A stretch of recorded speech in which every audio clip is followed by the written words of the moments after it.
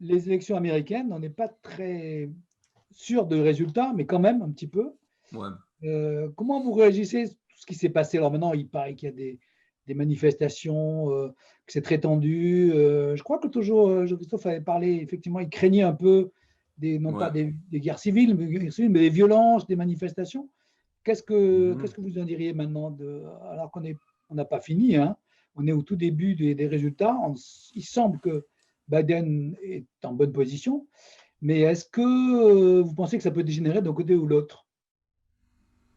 Ben, Christophe. ouais, moi, écoute, j'avais commencé à écrire un article en disant, bon, la semaine passée, en disant, bon, quand ça va être publié, soit Trump va être élu, soit Biden va être élu, ou il va avoir un scénario catastrophe entre les deux. Puis je me disais, je ne vais pas le publier tout de suite, il me semble que c'est un peu présomptueux de déjà appeler au scénario catastrophe où c'est une Oui, quasi-égalité.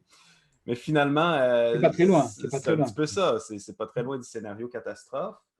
Euh, c'est encore possible, je pense, à l'heure où on se parle, où on finisse avec une égalité à 269 de chaque côté. Mais déjà, ce qui est catastrophique, c'est que Trump ne reconnaisse pas encore les résultats de l'élection, ou en tout cas, il souligne certaines irrégularités en termes de comptage de vote. Ça, Mais il avait prévenu, hein. Il avait dit mais il quelque chose. avait déjà dit qu'elle allait le Il n'y a faire, pas de le surprise, là. scénario. Puis les démocrates avaient dit qu'eux autres non plus n'admettraient pas une défaite, puis ça irait devant les tribunaux. Donc, on savait que si c'était serré, ça se rendrait là. Ce qui me soulage quand même, c'est qu'en ce moment, il n'y a pas de flambée de violence. Il y a des manifestations, il y a des gens qui ne sont pas contents, mais je veux dire, dans un pays où il y a plus de 300 millions d'armes à feu, Ouais. on a Oui. tout le temps peur qu'un groupe en attaque un autre, puis après ça, qu'il y ait une réplique, une riposte, puis que les choses s'emballent. Ça pourrait encore arriver, mais je crois que le pire est en tout cas derrière nous à ce niveau-là. J'ai entendu ce matin, ou non, tout à l'heure, vers 1 heure, là, la femme, la porte-parole, ou je sais pas où elle était, à quel niveau elle était dans les grammes de Trump, qui s'appelle Paula, je sais plus Paula son. White. Voilà, Paula, ouais. Et qui Ouais. est, elle dit tellement des choses incroyables sur le plan évangélique, comme quoi Dieu était vraiment a fait alliance, enfin, c'est Mhm. avec Trump. Il est l'envoyé de Dieu, enfin, on ne sait pas comment elle le qualifie. Mais je me disais, comment ces gens vont réagir aux États-Unis, tous ces gens Mhm. évangéliques qui étaient tellement persuadés que Dieu était à leur côté et aux côtés de Trump, comment ils vont interpréter ce qui se passe aujourd'hui Mhm. si Trump perd totalement? Tu vois, qu'est-ce que tu veux dire, Léa? Oui.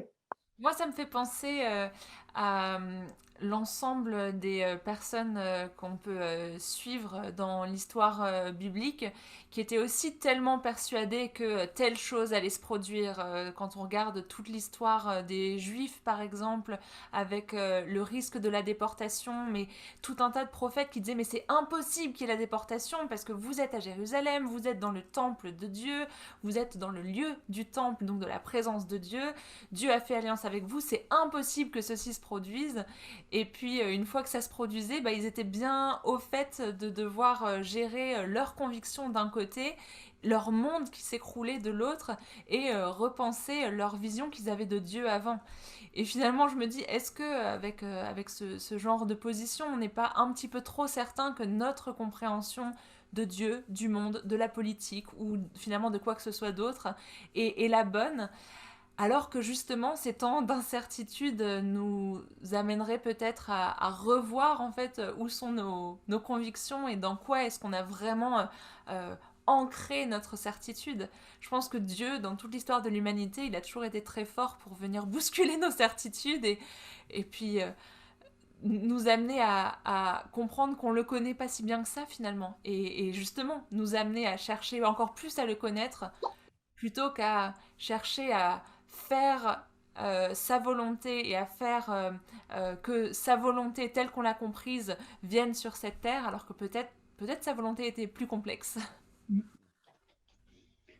Oui, c'est une question intéressante. Je pense qu'un un des rappels constant de la Bible, et ces événements sont peut-être un reflet de la pertinence de ce rappel pour nous, ou là plus particulièrement pour ceux qui aux États-Unis sont persuadés qu'ils ont une mission à accomplir par des moyens politiques. C'est que l'acteur central de l'histoire, ce n'est pas nous, en fait, qu'il y a un Dieu derrière, et qui revient d'être humble et de reconnaître qu'il est souverain. C'est un titre qui revient à Dieu. Un Dieu est souverain, c'est une notion très importante dans l'héritage biblique. Et donc, simplement d'être humble, de réaliser que le cours de l'histoire ne va pas forcément correspondre à notre volonté. Et le risque, véritablement, c'est quand nos prédictions, nos envies, et là particulièrement l'envie d'avoir Donald Trump comme président des États-Unis, deviennent tellement importantes que tout est réinterprété au travers de nos désirs, en fait. Et c'est un risque dans lequel on peut tous tomber à l'échelle individuelle dans notre vie. Et là, je vois un risque aux États-Unis, parce que quoi qu'il arrive, c'est sûr, hein, quoi qu'il arrive, que Trump gagne ou que Trump perde, je pense que peu de personnes, aussi convaincues que leur volonté est en fait la volonté de Dieu, se remettront en question. Et ça, c'est véritablement... C'est problématique, parce qu'on touche au fanatisme, en fait. Hein. C'est quand ma volonté, c'est la volonté de Dieu. Oui, c'est ça, mettre Dieu dans sa poche, jamais une bonne idée. Ce qui me frappe quand même, moi, à travers tous les reportages qu'on voit, il y a eu beaucoup de choses dans les télévisions, que ce soit en France ou ailleurs, c'est qu'on trouve des chrétiens, tout le monde s'intéresse à ces chrétiens évangéliques américains, mais ce qui est frappant, c'est qu'on en trouve de tous les côtés. C'est-à-dire, on voit des gens qui arpentent les États-Unis. Je voyais un reportage hier sur Arte d'un pasteur avec sa femme qui faisait une mission partout en expliquant que Trump était un danger très grave pour l'Amérique et pour la foi. Et puis, vous avez des gens qui font absolument le chemin inverse. Comment on peut comprendre ça? Enfin, ça paraît d'ailleurs plutôt apaisant, plutôt rassurant. Mais pourquoi il y a cette telle différence, telle opposition, même au sein des chrétiens? Comment tu interpréterais ça, Jean-Christophe? Ben, c'est sûr, en politique, comme dans à peu près n'importe quoi dans la vie, on prend nos décisions à partir de deux ou trois données, pas une cinquantaine de données. Quand on achète une voiture, par exemple, on trouve deux ou trois éléments qui sont vraiment importants pour nous: la taille, le prix, est-ce que ça rentre dans mon parking devant la maison. Puis après ça, si on n'a pas la bonne couleur ou le type de pneu ou des choses comme ça, ça devient comme secondaire. Donc, de la même façon, je pense que les candidats sont choisis par les électeurs. Ils vont avoir un ou deux ou trois sujets politiques qui sont vraiment, vraiment, vraiment importants pour eux. Donc, une raison pourquoi beaucoup d'évangéliques votent pour Trump, même s'il ne représente pas du tout le modèle de caractère chrétien, c'est la question de l'avortement. Aux États-Unis, il y a encore un fort espoir que l'avortement puisse être restreint davantage, puisse être même rendu illégal. Puis, dans la conscience de plusieurs évangéliques, le fœtus qui est avorté, c'est un être humain qui est mis à mort. Donc, tu as le choix entre celui qui propose un filet social plus riche, plus généreux, qui offre des soins de santé plus élargis, mais qui tue des bébés, versus l'autre qui est un personnage exécrable, qui a un mauvais caractère, mais il ne tue pas de bébés. Donc, ça peut sembler simpliste, mais pour beaucoup d'électeurs évangéliques, une grande question de dire pourquoi est-ce qu'ils vont voter pour Trump, c'est une question de conscience, de dire je ne peux pas, dans mon âme et conscience, voter pour un candidat qui est pro-avortement. Maintenant, si ça, ce n'est pas le sujet numéro un ou le souci numéro un de l'électeur, c'est facile de s'ouvrir les yeux. Dans le fond, c'est presque aveuglant, cette question de l'avortement. Ça a empoisonné la politique américaine. Puis, c'est facile de voir après ça, de dire oui, mais en termes de respect des institutions, Trump est dangereux pour le pays à long terme. C'est facile d'après ça d'avoir d'autres arguments contre le candidat. Mais je pense que c'est vraiment ça. C'est la question d'avortement qui explique principalement le soutien évangélique général par rapport à Trump. Christelle, ouais. Je voudrais ajouter En fait, il y a plusieurs degrés d'analyse. C'est une question qui est assez complexe, cette question-là.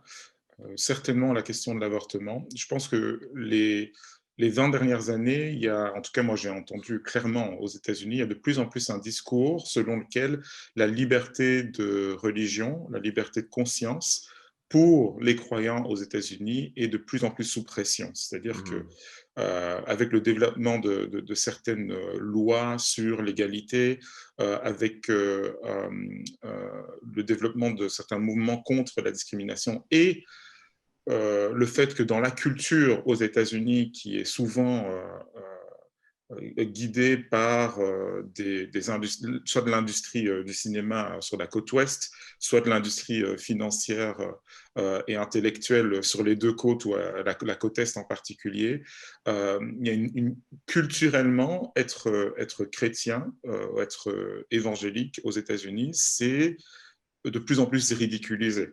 Et donc, il y a une impression générale que ce pays, qui pourtant était fondé sur une vision biblique du monde très fort, sur le plan culturel et historique, est en train de s'éloigner de ses racines, est en train de créer de plus en plus d'injustice à l'égard des chrétiens. Et donc, il faut un mouvement de résistance pour défendre la liberté religieuse, pour ramener l'Amérique à Dieu. C'est le slogan de Kanye West, n'est-ce pas, ce rappeur américain. Et donc, il y a vraiment un mouvement d'autoprotection identitaire de la part des évangéliques qui ressemble aussi à ce qu'on peut connaître en Europe avec les mouvements identitaires, alors qu'ils n'ont rien à voir avec le protestantisme évangélique. Là, c'est plutôt ethnique, communautaire, voire raciste, mais c'est le même genre de crainte identitaire. Je vois vraiment des parallèles. Et quand on ajoute à ça des questions qui touchent de très près la conscience, comme l'avortement, ça peut donner des résultats qui, d'un point de vue européen, sont très difficiles à comprendre. C'est-à-dire, pourquoi est-ce qu'on peut être à la fois passionné par le message de la Bible et à la fois passionné pour le succès de Donald Trump. Est-ce que vous pensez que c'est ça un peu le cœur de l'électorat de Trump? Parce que alors, beaucoup de commentateurs disent on avait l'impression que Trump c'était un hasard ou un coup du sort à cause de la dernière fois, alors on ne savait pas d'où il venait. Et aujourd'hui, on a l'impression que c'est un mouvement qui s'est ancré dans la vie politique américaine. Et qu'est-ce qui est au cœur? Est-ce que c'est une droite extrême, du conservatisme? Qu'est-ce que c'est qui est au cœur de cette adhésion finalement maintenant à un courant? Est-ce que ça ressemble à ce qu'on a en Europe autour des, comme tu disais un instant, Christelle, c'est ça que j'y pense, au mouvement identitaire, à limite à l'extrême droite? Est-ce que c'est un mouvement comme ça ou est-ce que ça dit autre chose? L'adhésion à ce. Par exemple, on a été très frappé de l'adhésion des Latinos, des Latinos de Floride. Ça, c'est quand même un événement assez étonnant. Donc, qu'est-ce que ça veut dire? Qu'est-ce que ça représente, Trump? C'est pas juste les évangéliques ou les néo-charismatiques à la Paula White qui doivent réécrire leur histoire. Hein. Puis ça, on l'a vu dans les médias américains, puis j'imagine les médias européens aussi. La réécriture de cette histoire-là. Puis en 2016, on est vraiment des gens d'histoire. On a besoin de se raconter des récits. C'est à travers des récits qu'on fait sens du monde. Puis en 2016, le récit, c'était à partir des récits qui venaient des élites médiatiques. C'était, Trump a été élu avec l'aide de la Russie et avec le soutien des suprémacistes blancs. Bon. Puis des rednecks, là, des gens ruraux, peu éduqués, un peu racistes. Ceux qui sont au milieu, là. Donc, c'est une explication très simpliste et très facile pour demeurer confortable dans tes présuppositions. Puis là, cette année, encore une fois, 4 ans après, les médias nous annoncent une vague bleue, que Biden va être élu, il n'y a aucun problème. Même on sentait une certaine complaisance de la part du candidat Biden, alors que Trump parcourait l'Amérique en avion, faisait des grands rallyes, Biden restait chez lui. C'était presque si c'était dans la poche.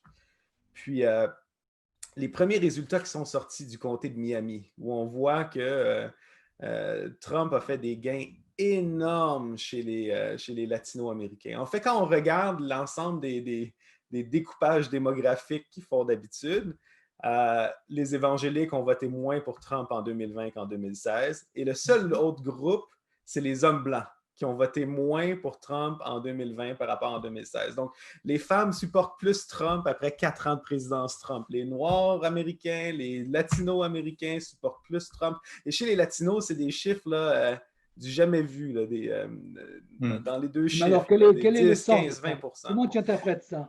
Je vois vraiment, on constate vraiment une déconnexion entre les élites médiatiques puis la population en général. Donc, le Trumpisme, les commentateurs disent, en tout cas ceux que j'apprécie, que je respecte, je me rallie à cette idée-là que de dire que même si Trump est défait, le Trumpisme va demeurer. Maintenant, espérons qu'il va se transformer d'une manière qui est beaucoup moins arrogante, beaucoup moins condescendante que ce que Trump lui-même amenait dans le mouvement, mais un mouvement qui réunit la classe ouvrière qui a été abandonnée par le Parti démocrate dans les années 90, un mouvement qui est, oui, populiste, populaire, et qui est nationaliste, qui est décomplexé par rapport à son appartenance aux États-Unis. Puis ce que les démocrates ont beaucoup fait, c'est de séparer, justement, dans les dernières élections, les États-Unis par ethnicité, par couleur, par statut de victime, puis de coupable. Puis je pense que beaucoup d'Américains, beaucoup de Latino-Américains ne veulent pas se faire coincer dans un carcan où ils sont victimes éternelles, mais ils veulent être capables d'affirmer avec les autres qu'ils sont Américains et qu'ils sont Américains comme les autres, puis d'avoir un gouvernement qui répond à des préoccupations de gens qui sont dans la classe ouvrière, qui sont pas les préoccupations de ce que l'élite médiatique de la côte Est ou de la côte Ouest a comme préoccupation. C'est un peu inquiétant, ça. Qu'est-ce qu'on en dirait? Est-ce qu'en Europe, Christelle, tu te dirais la même chose? Tu vois le même mouvement se produire? C'est vrai qu'en France, on a eu les Gilets jaunes. Les Gilets jaunes, on peut dire que c'est des adhérents de Trump. Hein? Est-ce qu'on peut dire ça? Mais, figurez-vous que j'essaye dans ma vie de tous les jours d'entretenir des conversations avec tout un tas de personnes. Et je me rends compte qu'en fait, beaucoup de personnes qui sont sensibles au combat des Gilets jaunes sont en fait sensibles à la cause de Trump. J'ai parlé à plusieurs personnes, alors que sur les 3-4 dernières années, je n'entendais qu'un seul message dans mon entourage, c'est-à-dire Trump est un salopard, comment est-ce qu'il peut être élu?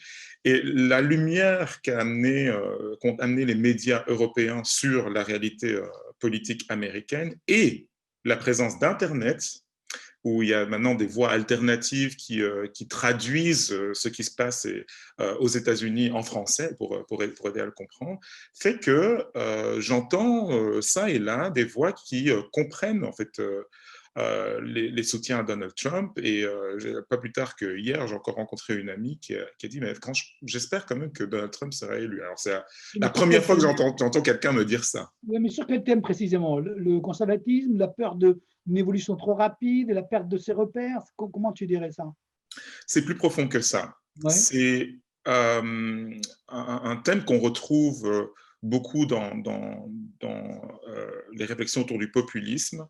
C'est cette idée qu'il y a une élite qui détient un pouvoir et que la plupart de la population est emprisonnée par les récits et le pouvoir de cette élite, et qu'il y a une forme de révolte populaire qui est possible. C'est des fake news, c'est du complotisme, ça, c'est pas la réalité. Non, alors bien sûr, ça peut se mélanger. Ça peut se mélanger avec des histoires qui sont peu crédibles, mais on parle là d'un sentiment qui est plus profond que ça. Un sentiment. Et en fait, qui est quand même appuyé par des statistiques tout à fait objectives, c'est-à-dire la possibilité d'ascension sociale quand on vient de la classe moyenne inférieure, les disparités entre riches et pauvres, tout un tas de choses, les investissements publics pour les personnes qui n'habitent pas au centre-ville, le fait qu'à Paris, par exemple, 40% de la population sont des classes socio-professionnelles supérieures, alors qu'il y a 40 ans, la ville de Paris était beaucoup plus diversifiée, donc les centres urbains sont beaucoup plus socialement homogènes, ce qui fait que les personnes qui sont proches des élites, même si pour les élites, il faudrait quand même beaucoup plus haut, mais les personnes qui sont proches des élites sont simplement entourées de gens qui leur sont plus semblables. Et donc, ça crée dans la population un sentiment selon lequel la société est en train de se fracturer. Ouais. Et les gens qui sont censés nous représenter, qui en général appartiennent aux élites, sur le plan politique, sur le plan médiatique, sur le plan financier, nous ressemblent de moins en moins et donc prennent de moins en moins nos préoccupations en compte. Et quand on regarde ce qui se passe aux États-Unis, on voit un parallèle. Et ça ne m'étonnerait pas, alors s'il n'y a pas de véritable conversation autour de ces thématiques en Europe, ça ne m'étonnerait pas qu'on voit de plus en plus de soutien ou de plus en plus de complaintes ou de plus en plus de visions du monde similaires à ce qu'on voit aux États-Unis actuellement. Je ne sais pas combien de temps ça prendra, mais c'est une véritable inquiétude. Bon. Il faut donner une parole de conclusion. Alors, on va la donner à Léa. Qu'est-ce qu'elle dirait, Léa, pour conclure? Bon, moi je ne suis pas politologue, hein, vous le savez bien, donc mon analyse est moins centrée sur la politique que plus peut-être sur l'impression générale de ce que dégage Trump. Et je me demande si, voilà, pour compléter un petit peu ce que disent mes collègues, il n'y a pas un attrait vers une personnalité qui, certes, est colorée, avec ce que ça a de négatif et de répulsif chez on l'appelle l'agent orange. Aux États-Unis, on l'appelle l'agent orange. Mais je ne me permettrai pas de lui donner des sobriquets aujourd'hui. Mais en tout cas, je crois qu'il y a un vrai attrait vers une personnalité forte, une personnalité aussi qu'on arrive à comprendre et qu'on ne comprend pas toujours parce qu'il y a aussi des contradictions, mais c'est la richesse de l'être humain.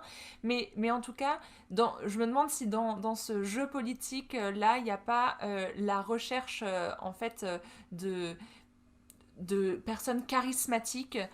Même si elles font des erreurs, on va s'accrocher à eux parce que voilà, ils dégagent cette chose lumineuse, cette lumière peut-être un peu orange, mais en tout cas, il dégage quelque chose qui vient éveiller des sentiments voilà, de possibilité de changement, de possibilité de faire partie de l'histoire. Et je me demande si derrière ça, il n'y a pas, et on en a déjà parlé ici, un appel à chacun à faire attention à l'idolâtrie et à se dire mais qu'est-ce qui me fait mettre ma confiance, poser ma confiance en telle et telle personne? Est-ce qu'il n'y a pas un côté culte de cette personnalité, de ce charisme? Et je crois que ça c'est quelque chose de très naturel chez l'être humain et du coup je crois qu'on est tous amenés à ressentir ça. Moi je me demande si on ne devrait pas tourner cet élan plutôt vers la personne de Jésus-Christ, aussi hautement en couleur, pas orange en tout cas, j'en sais rien, mais avec je pense un charisme plus sain, tout aussi contradictoire parfois au premier abord, mais qui nous amène en tout cas vraiment vers ce que nos aspirations recherchent.